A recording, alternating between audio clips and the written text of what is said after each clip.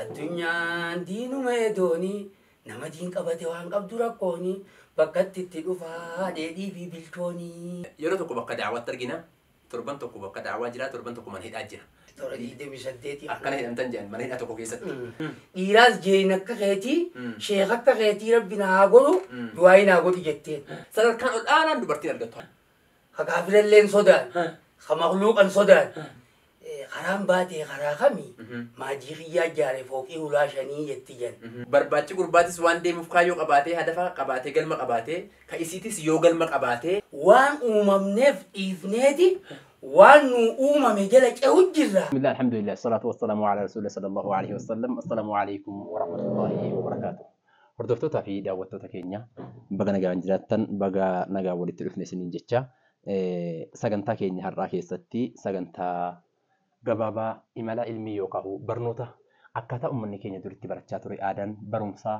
qiraatii quraanaa akkamitti akka qaraamaa ture akkamitti akka deemaa ture har'a maal keessa jira maal fakkaata garam deemuu jirra hegereen uummataa maal fakkaata bu'urri ulamaa'ii keenya yookaan beektota keenya gurguddaa bakki isaan irraa ka'an halqaa yookaan qalawaan quraan geeyima maal jettan bakki jarri dur irraa eebbifaman har'a maal fakkaata dur akki shee Adamtuu Lafaan rahmatullahi alayhi rabbi rahmata isaaniif haa godhu akka Sheek Ahmad Watar gurguddaan keenya hundi isaaniitu jechuudha gurguddaan durirree qabee warra hamma jirree jiru jechuudha akka Sheek Musaa Su'aalaa warra akka ulamaa keenya Sheek Guumaa Sheek Kottiin gurguddaan hundi isaaniitu bakki jalqaba irraa bahan akka Sheek Ibrahim Ceekaa rahimahumullah sheeka keenyaati sheeka Moojjaa Sa'uu deemu kana isaan sun eessarraa kaleessa ka'an maaltu kaleessa as isaan kenne eessaa eegalan gabaan kaleessa barnoota san akkenne akkamitti jira maal keessa jira akkamitti deemuu jira waan jedhu barataa sheekan keenya sheekni keenya anarra wajjin haasa'uu deemu kun barataa Sheek Ibrahim Ceekaa rahimahullah Sheek Adamtuulaa akkasuma sheekan keenya gurguddaa warra keessa jiran irraa baratanidha.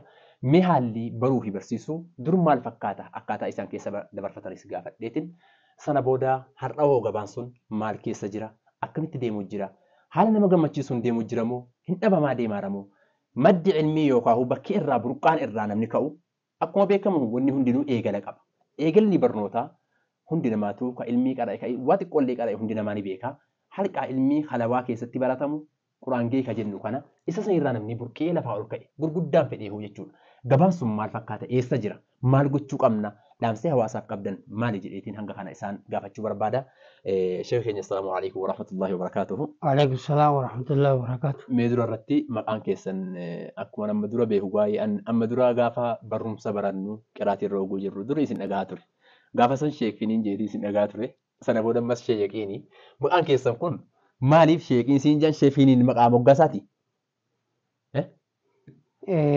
maqaan moggaasaa ganamaa maali gaariidha jalmaa kaanee yoo himne bereeda بسم الله الحمد لله الصلاة والسلام على رسول الله صلى الله عليه وسلم وبعد الحمد لله وعند دور فارون كربيتي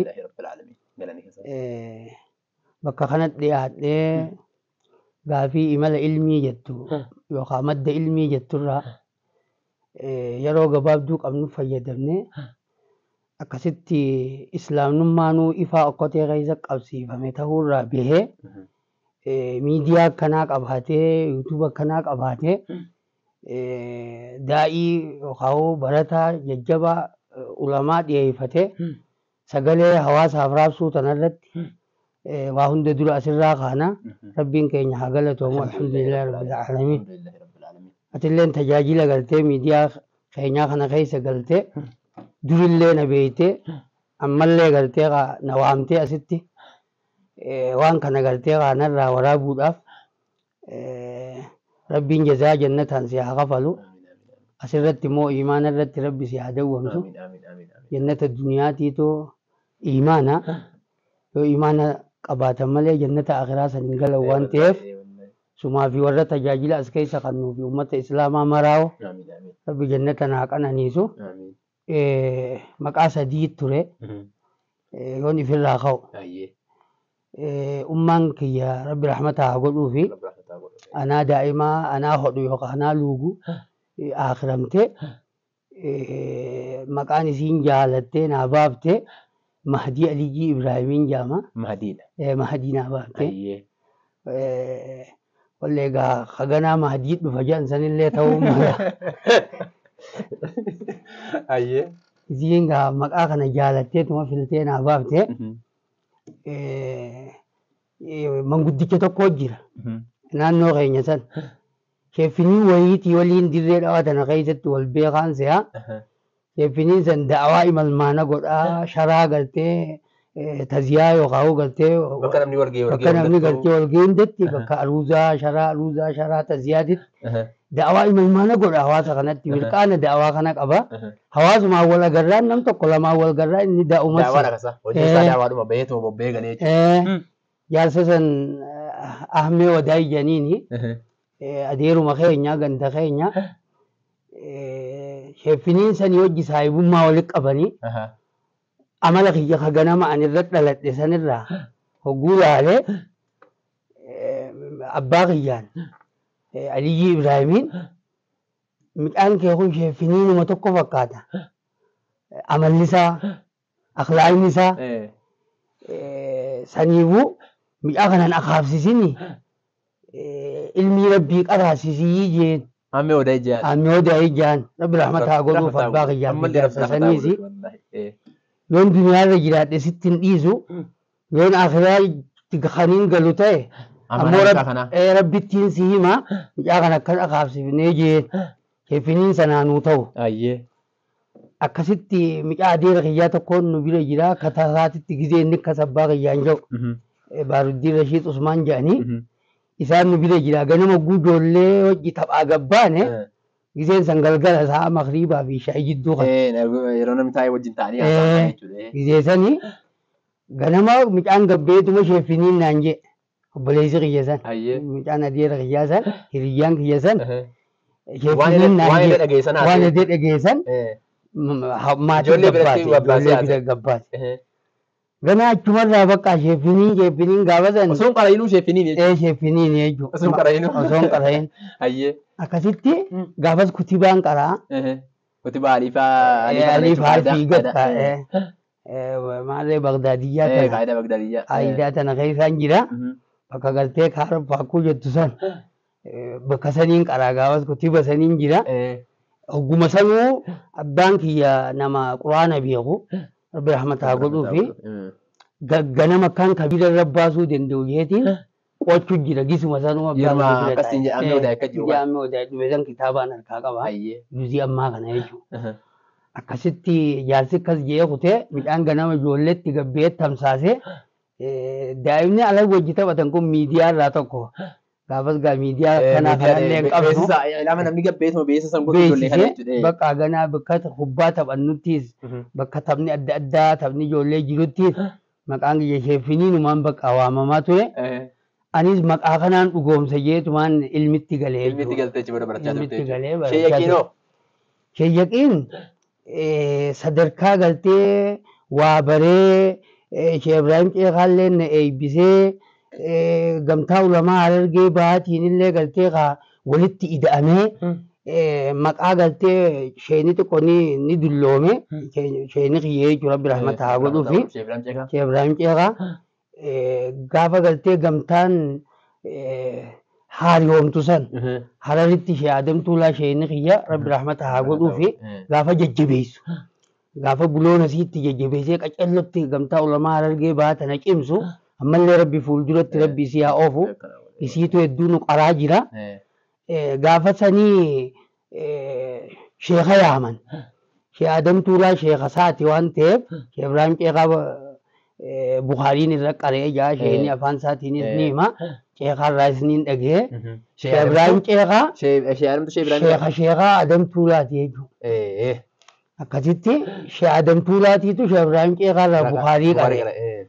Sheeni hedduu natti odeessa waa'ee Sheekh Adam Tuulaa kana nama bakkatee buu ergii je'een ati immoo humnaaf dhufuu hin dandeessu.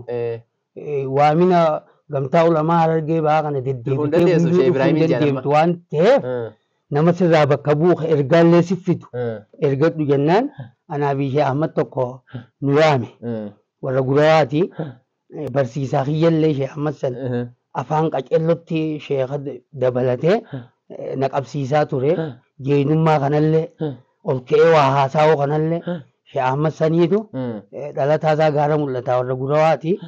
Amma naannoo Sheekh Adam Tuulaa sanitti barsiisaa achi jira. Barsiisaa madarasaa wayiitii barsiisaa hawaasaati. Adda Araashii tana naannoo takka isaatu oofu jira sheekarraa bakka bu'ee akkasitti isa sanii fi ana walii yaame akkana jeeti ergaan Sheekh Adam Tuulaarraa na dhufte sheeka keenya Sheekh Adam Tuulaarraa sheeka keenyaa malee hin jiru sheen hoggaa haasa'a. Sheekh Ibrahim Mumtii. Guna nama da'awaa Sheekh Adam Tuulaa biraa hin dhufe jee gabaasaa galchu oolmee guyyaa hoggaan itti galchu Sheekh Adam keenya biraa dhufte jaa. Salaamtaa sidhaame jeetiin salaamtaa sheekaallee geessa Sheekh Adam keenyaa malee hin beeku keenyaa kana rabbi rahmataa godhuu fi isaa tokkasitti nu barsiise hoggaasan Sheekh Ahmad Gurawaa kun dubbittiis haasawattis jeenummattis micumaan ati barsiifte kaniinaan afaan barsiise kanaan narra jabaa isa erginaa jeen akkasitti arattanyatti an ergamuu ta'e. Ulii ijoollee shabaaba Tuulaa kanaanis walittiin ida'ame Sheekh Adam tokkootu jira. Sheekh Adam Yongee jedhaniiti. Imaama bakka Sheekh Adam Tuulaatti dhalateeti. Itti dhalateeti. Da'awaa takka suqulii miti. Tuuluma ammasuu ganda shakkoor ganda shankoor. Bakka isheen itti dhalate jechuudha. Bakka dura barsiisummaas itti jammare. Achitti da'awaa wayii takka qopheessite ijoolleen.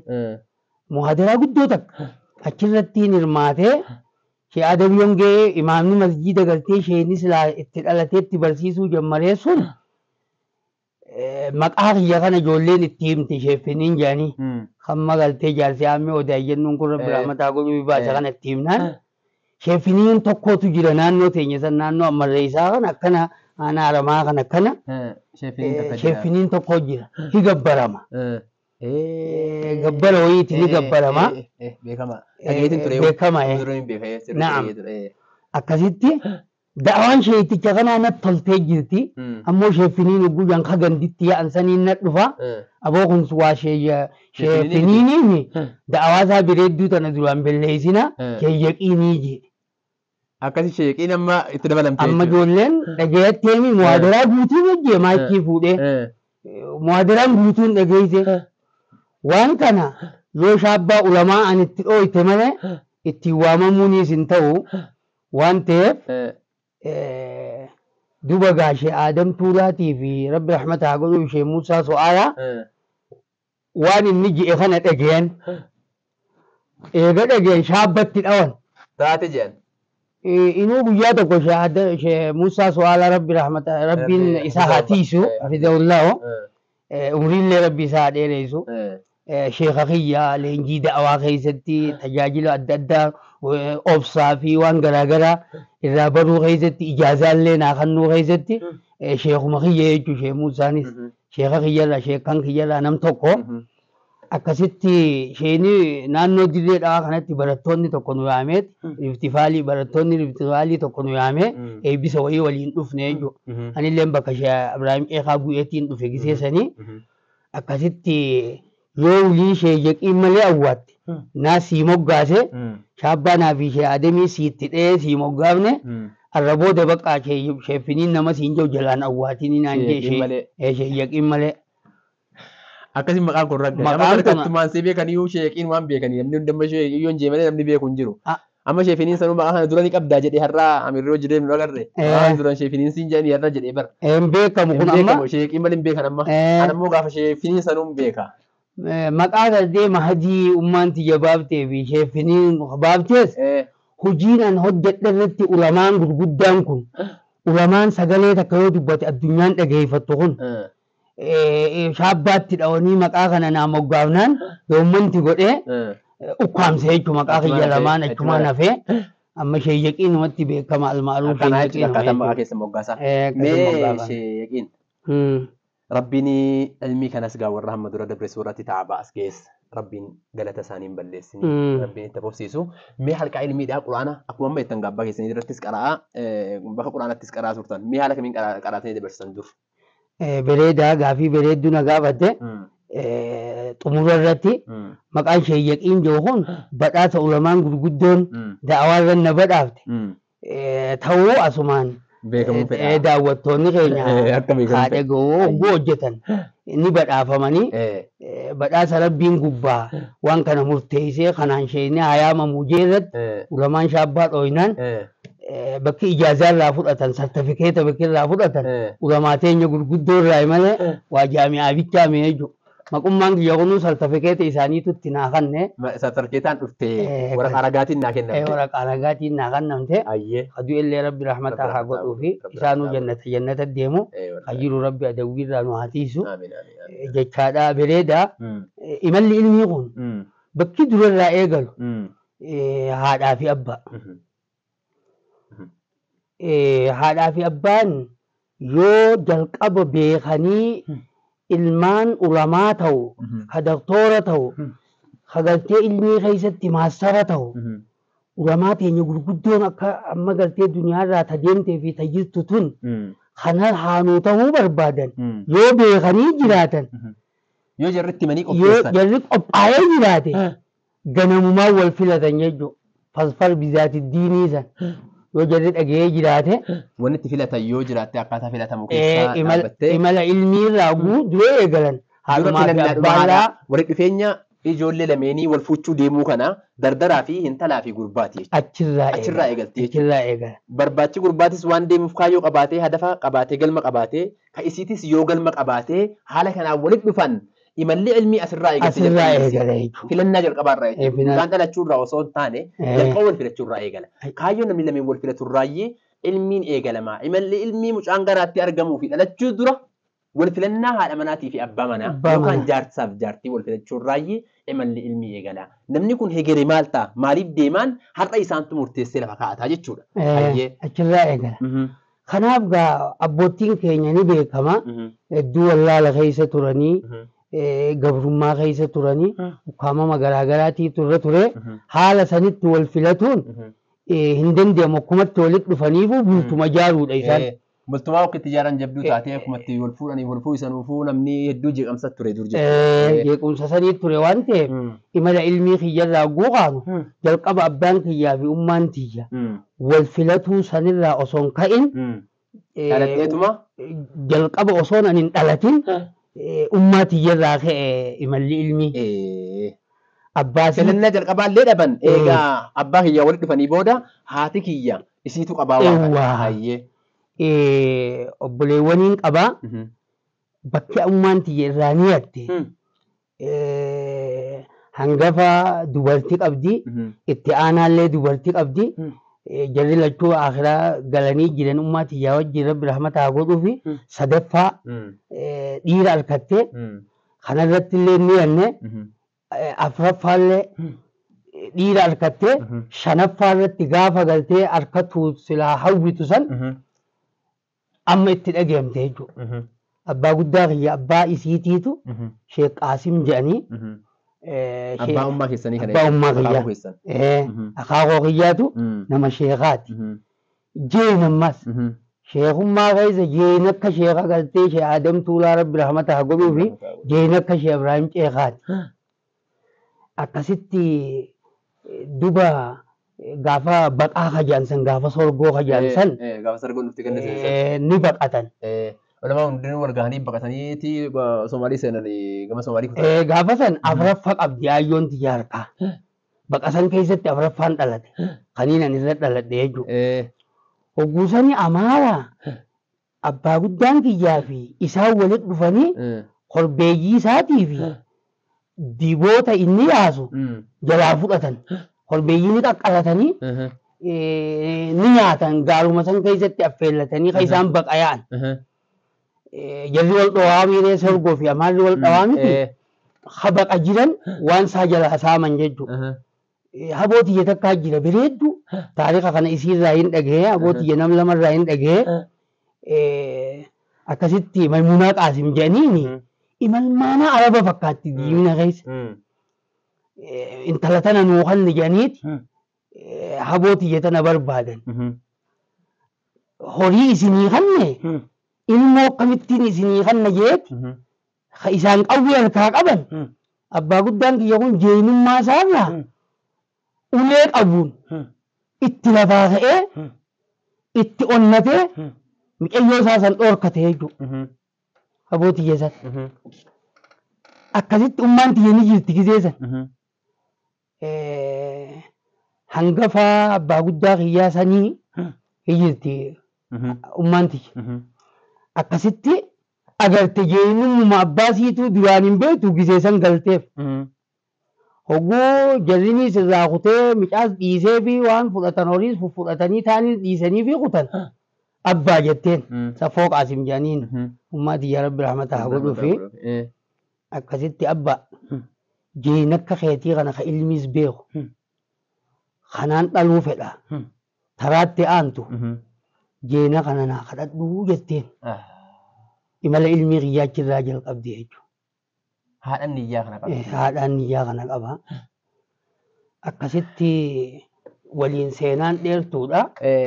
Akkuma jennu daawwattoota keenyaaf wanni asirratti himuu barbaadu haasawaan asirratti jennu qofa osoo hin taane isheenni keenya akkam beeku dur gaafa nuti beeknu yeroo tokko bakka daawwaatti argina torban tokko bakka daawwaa jira torban tokko mana hidhaa jira.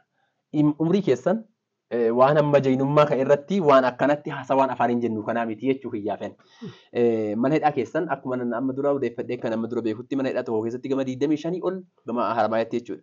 Toora 28 akkana hidhamtan jedhan mana hidhaa tokko keessatti. Mana hidhaa tokko keessatti akka jedhaman kana mana hidhaa tokkichaadha.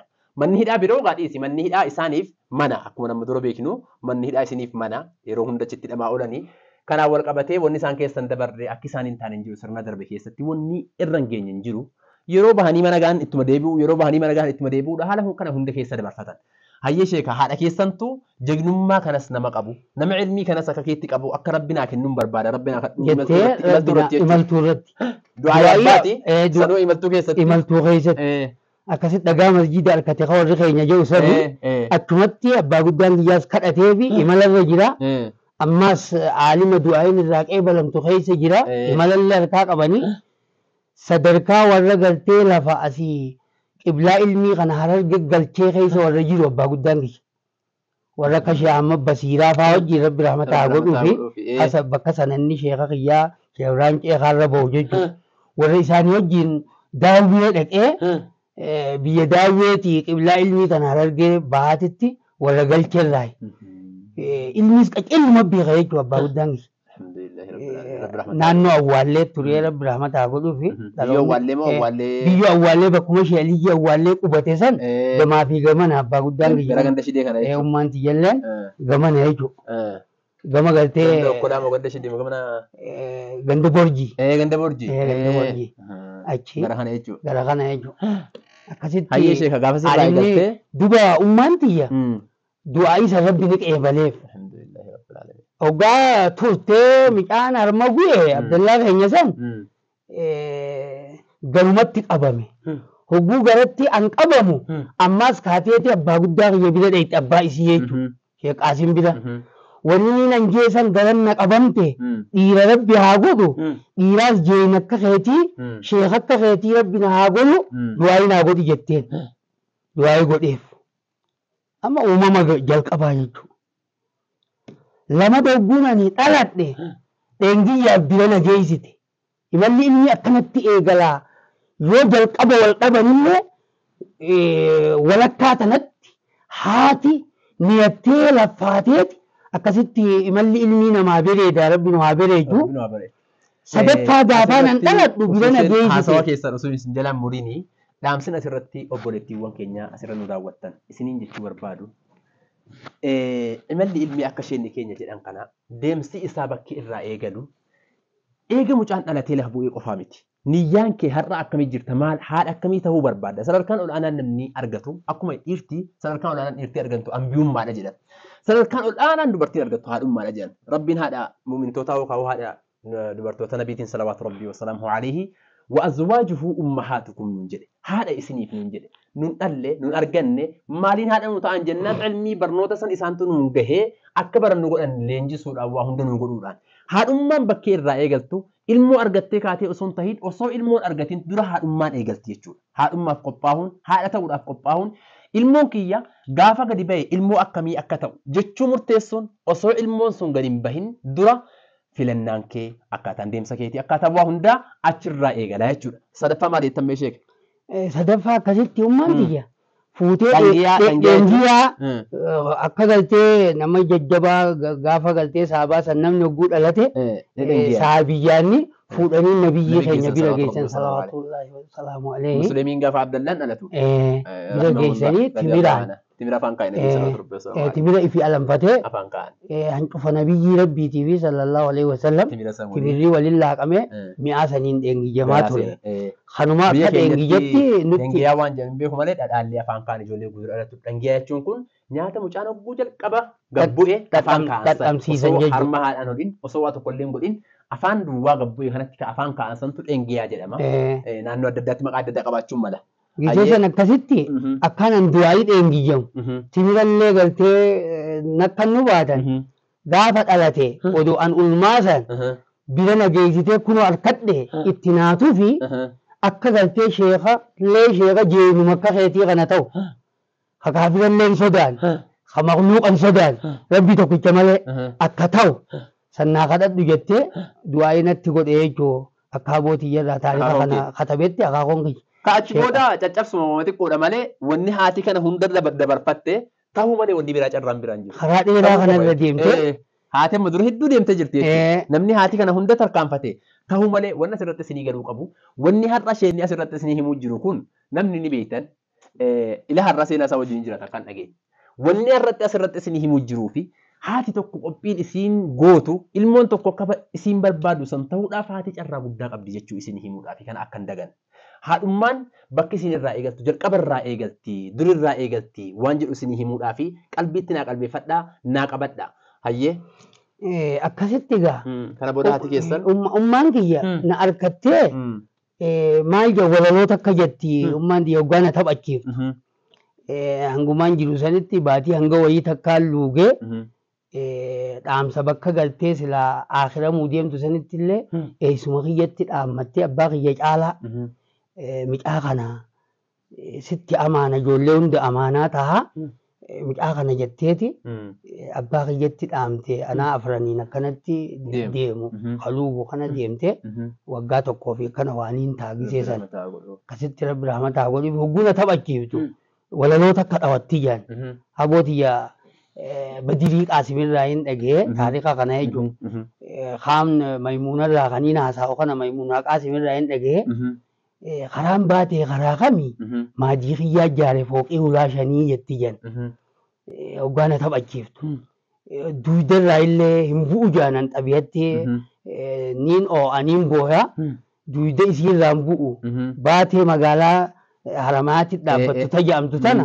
okana kaatteeti haajaa barbaadduuf magaalaa baatee dhaqatti jira. Sakana kawguta akkasirraan buune haawwan naannoo sanii firraa lafa kaayika maa deemtaan hogguu janiin maddaan lafa kaayaayii madda ilmiiti madda diin islaamaati maddaan lafa kaayaayii maddi okuma kiyya irratti haana baadhatee akkasitti maddan haa ta'u malee barkun madda diinii lafan kaayu jetteeti akkasitti haasooyti jiran. Saffoo teenya akkana jetti maalii dubbiin maadii kiyyaa ijaare fooqii ulaa shanii jettu tun maali jetteeti gaafii tana eessuma kiyyaa dhaleessite aboon tiyya badiiriinsa akkasitti arkaanni islaamaa shanii islaaminaan arkaana shan qabdi wanni rabbiin obboleettii tiyya garsiise saffoo teenya garsiise waan inni ganaa islaaminaa tana jaaluu ta'u islaaminaa tana tartiibeessuu ta'u waan san rabbi garsiise malee fooqii duniyaatii miti arkaanni islaamaa shanii islaaminaa kanatti midhaan kun waa baree islaaminaa tana nama barsiisuu ta'a. Amantii islaamaati. Uummatatti ijaara, uummatatti qaba. Uummata irra kaasee irratti galtee akkas ijaara. Isiitu arkaana shan qaba. Arkaana islaaminaa shanan kanarratti hedduu dalaguu ta'a. Tana ta'ummaa obboleettii tiyya rabbiin garsiise malee fooqii duniyaa tanan seenii jeeti eessumni kiyya Amiin Qaasim rabbi isaa hatiisu ni jira. Akkasitti haati dura qophaa'uun hanga kana hunda namaa godhe jechuudha. Hanga kana hunda namaa godhe jechuudha. Sheeka lafa bunaan qaraatus waa tokko dhumte barachi duraa dhumte hayyee mee akkaataanii quraangee waan jedhamu jira. kalawaa fi nu biratti kalawaa jennee beekna. Kalawaa jennee kalawaa quraanaa jennee beekna. Haala kamii qaraatanii dabarsan beekna. Naam bareedaadha. Akkasii gaawanii ruushii tana qabu warri keenya qooshaanii beektaani. Ruushii jedhan. Yoo naaf atillee wallaalee daawwattoonni qooshaanii beekan. Galgalatti kutatan. Biddeena ganama buufamuuf. Ruushii jechuun akka naannoo keenyatti dhiqaallee warri jedhamu jira. Asitti immoo akka Finfinneetti warri gariin maali asfiitii fa'aa jedhanii waan midhaan kan akka inni bukaa godhu jechuudha. Bakka amma jarri kaameeraa waan jedhanii fidan san waan lafa turte santu itti naqanii waan san akka inni bukaa gooti. Harka tokko harka lamatti kutanii kaameeraa godhaafii ture warri keenya. Kaameeraa godhaafii ture ifiif tolfatan. Gaafuma warshaa ifii tolfatan kana dhiifne waan warshaatti deebine kanaa cabni keenya takka achumatti dhufa. Akkasitti Sheekh Maamman Muusaa jedhaniiti Rabbi rahmata haa godhuufi warra Sheekh Ibraahim Ceekaatii wajjii Rabbi isaan lachuu rahmata haa godhuufi biyya diiniin kaddamaa ture tajaajilaa ture kalawaa yookaan quraangee isaatu bakka bu'ee Sheekh Ibraahim Ceekaarraa qaraasisa naannoo teenya sanitti akkasitti duba fuudhee abbaan kiyya Sheekh Maamman Muusaatiin na geesse. Gaafa qubee galtee aliif eegallu jechuu kiyya. Akkasii Rabbi rahmata haa godhuuf abbaa kiyyaa fi sheekan saniisi Haaji Alii Gurreenee jedhaniiti abbaa qurraa'u saba'aa naannoo teenya san jira aanaa haramaa jechuudha. Sheeka jabaa wayiiti quraanuma qaraasa ceekaarraa illee hedduun Ibraahim ceekaarraa illee taariqa isaa dhagayaa ture guyyuma biraa haasooyna malee mujawwida jechuudha.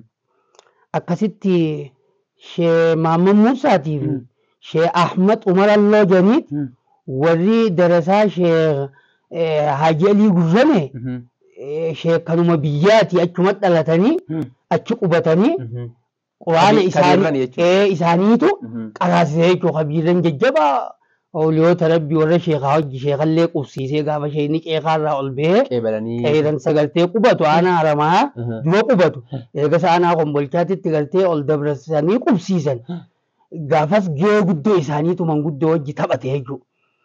Akkasitti gaafana Sheekh Ahmad Umar Alloo duruu duniyaarraa deeman gizeen an aliif jammaru isaan Sheekh Mahammad Muusaatiitu jira. Isa bira nageessee aliif akkasittiin jammare. Achitti kabiirran irratti aliifa qaratanii. Akkasittiin kabiirran irratti qaree. Duruu nu biratti kan naannoo keenya jirutti loohii irratti barreessanii achi jiraatu illee gama harargeetti hin beeku. Gaafa loohaan dhaqqabne. Akkana gaafa amma silaa lafaa ka'u umurii keenya kana abbaan kiyya looharra qaraa isaa looharratti barreeffata. Hanga suuraa yaasinaa ijoolleen harkaan barreeffatan nu biratti. Harkaan barreeffatanii loohii kanarratti qara'anii loohii kana hanga suuraa yaasinaa gahanitti barreeffatanii qara'anii haffazaniiti dhufanii abbaa kiyya kennanii abbaan kiyya ofii garagalchee qabaa isaan loohii gama duddubbaatiin arganii miti loohii abbaa kiyyattas garagalchanii akkasii qara'an loohii kana qara'ama hedduu naannoo keenyatti jechuudha harkaan barreeffatame gaafa isin qaraatan kana quraanumatti qara wayii jira gaafas naannoo teenya san duruu quraanni gahee gaafaan hin jammaru san loohaan gartee duruu badee jechuudha dargii caphee gaafas jammara quraana eegaluun odoo galtee yaadiqillee lafa qabatee wanni hin je'ini darguma cabe irratti naannoo gammoojjiitiin ture naannoo dirree dhawaa dachaatuu bakka jedhamtuun adaadaa tiyya birattiin achitti guddadhe yatiimummaan gaa akka nama hungoon hin qabdu yatiimummaan gandaana baaftee adaadaa tiyya bira guddadhe abbaan kiyya amaanaa san dhagee waan ta'eef dachaatuu sanin na barbaadee amma aliif eegaluu qaba je'ee akkasitti nagalche baddatti nagalche Sheekh Mahammadiin na kanne kabiirran dursan akka biqilaa akkasittiin aliif jammaree anumaa aliif jammaree aliif kana qubee 28 kana yookaan sayilan kana bare hedduun turre du'e isheenii nu biraa Rabbi rahmataa godhuufi achitti Sheekh Wadaay Baraa jenna isaatu bakka bu'ee aliif kana qaraasisuu ture.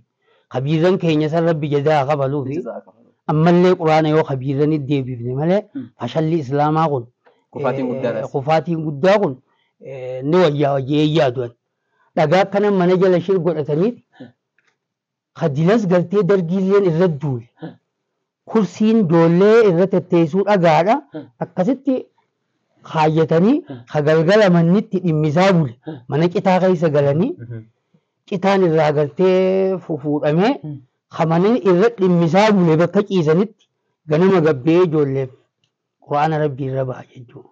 Akkami qaraa isaa tunaan amma fakkeenyaaf dur kabiirram naannoo garii keessatti uummatatu torban illee ta'u maal illee ta'u qotaa fi qonna isaanii qotaaf jechuudha.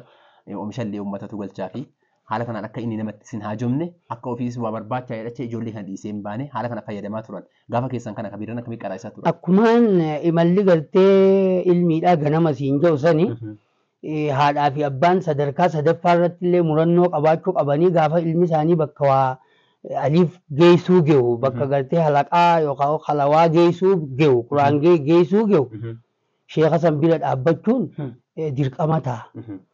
Akkasitti shee Adam Tuulaa Rabbi rahmata haa godhuu fi sheekummaa haadhaa fi abbaan namaa bitaa je. Diin kana haadhumaa fi abbaan namaa bitaa je. Sheeka diiniin bitamu gurguramu akkamittiin je'een sheeka kiyyaan jechuudha. Baldi anoo sheekummaa tana diin kana abbaa kiyyaan naa bitee je. Qarshii meeqaan? Qarshii guddaan bitee. Qarshii guddaan bite. Akkamitti? Duba sheeka diin kun hin gurguramu akka isinirraa barretti hin bitamu akkamiin jeen. Akkas taanaan gabaan shee Adam Tuulaa hamma akka san keessa dabarfatanii akka kana addunyaatti uummata kana barsiisan kun ni bitamti taanaan amma itti bobbaana. Akkamitti bitamti mee nuu hima? Ani egaa nuun galtuumi hin gaafadhe sheeka. Akkana ni faamee jirutti diiniin gurguramuun bitamutti beekaanii dubbiin akkasii miti. Waliif haallaadha. Diin namaa bituu jechuun jalqabarraa haga xumura keetiititti aalimicha ati bira dheeyxu san barsiisaa keeka ati bira dheeyxu san ka ganamaarraa ka aliifirraa kaasee hangafanni hunda fixxu ati bira dheeyxu san abbaa fi haati keetti dhiyeenyaan isaan kaddamanii sammuusaa shaakala shaakallee ilmaanuma namaa kana xiyyeeffannootti deebatee shaakal godhuudha. Akka warra musxalahaatti moo maalitti barsiisaan hogguu shaakala qabu sammuunsaa biizii hogguu taate irraan qareenaa jechuutu jira. Waan biraa haasawaa waan biraatu yaada biraatu keessa jira himullee namaan galu akkana barbaachisa yoo irraa bu'ee waan san seenee fedhinnaa qabu wajjin namaa hime malee yaada isaatii bakka biraatti kute yoo si himaa ooles hedduu namaan galu. Dubbiin ibnu daqiiqul iid nama duraa taati jechuudha.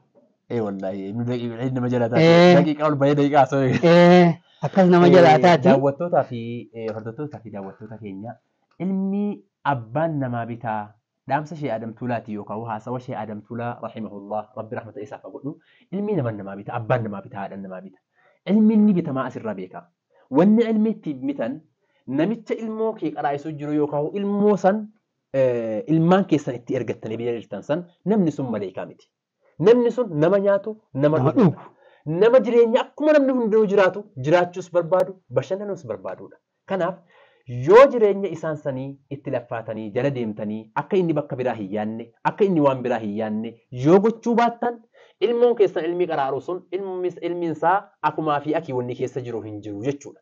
Namni jala deemee ilmoon haatinii fi abbaan jala deemanii sheekan kaddamanii fi kaan adda adda jiruma hundaa'u maali jennaan sheenni qaanfii hatta isa kanarraa qabullaa xiyyeeffannoo itti kenna xiyyeeffannoon kennuun kan rabbiif jecha itti kennamu osuma jiraatu keessaa qophatti namni jala dhaabbatu kana yeroo hunda xiyyeeffannoo itti kenna. Seenaa tokko kan dhagaye akka naannoo Harargee bahaa kana keessatti dur jiru bakka hunda jiraachuu isaa bakka hunda irratti ganaa hin qoranne inshaallahu ta'ala nin gaafadhaa bakka hunda irraa hin qoranna.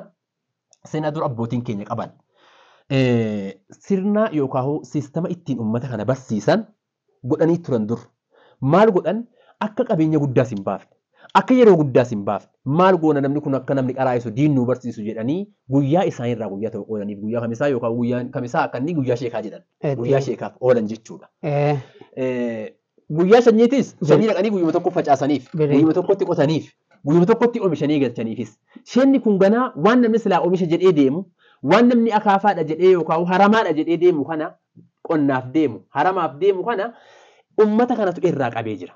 Yeroo waan kana irraa qaban akka inni alayyaannee godhan mana keessaa maal rakkatan maal godhee jira namni wal ijaaree koree godhanii maal godhanii jalatti godhanii mana keessa illee hanga quba qabaatan sheekana haala kanaan hordofaa turan kabiirran durii quraana qaruu quraana barsiisuu jechuudha.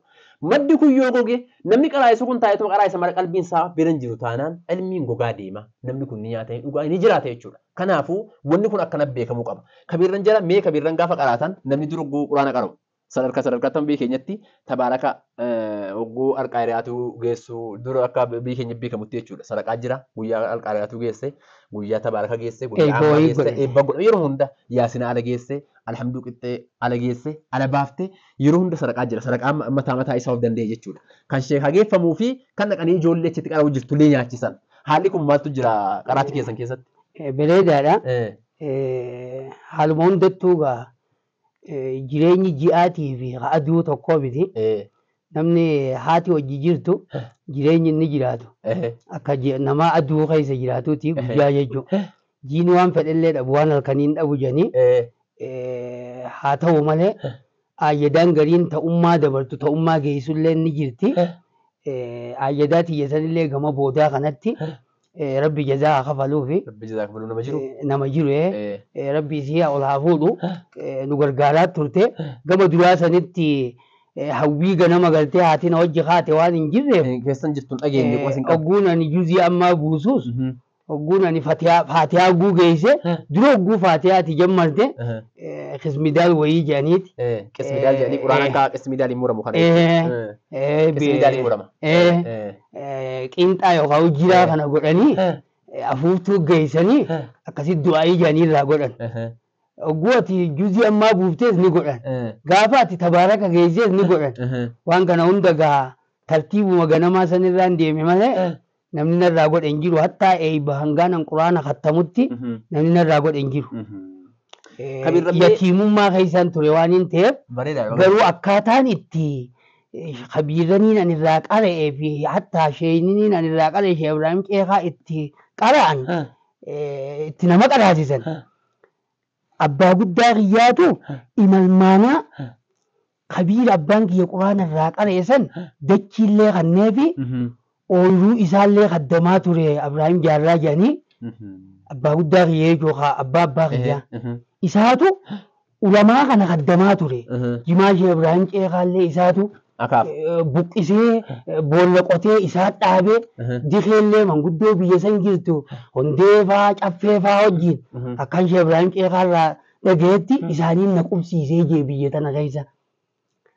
Akkasitti manguddoon araddaa lachuurraa dabalatee walitti dhufanii sheekkan kana isaantu gadhaabee qabeetaa ture jechuudha. Ahmad Aliyyee jedhaniiti eessuma ummaa teenya midhaan amma galtee fuudhee tana liqaman ture. Ganda lama ganda rubboo yookaan ganda imar ajaja mootummaa ittiin geessu ooluu sheekaa akaafaa ja'an. Waan kana afaan Sheekh Ibraahim Qeeqaarraa hin dhagee. Bakka silaa walgahii ba'an bakka silaa mootummaa ba'an. Isin ooluma sheekaa nuti akaafaa sheeninis du'aayii godhuuni biyya wajji bulchu jira. Yoo sheeni du'aayiin goone biichisa nu mataa waliin namaan qabattu. Edaanuu warri dursan sheekan biyyan wajji bulchu jiranii beekanii jiran. Yoo warri ammaa kun wallaaleen beeku malee.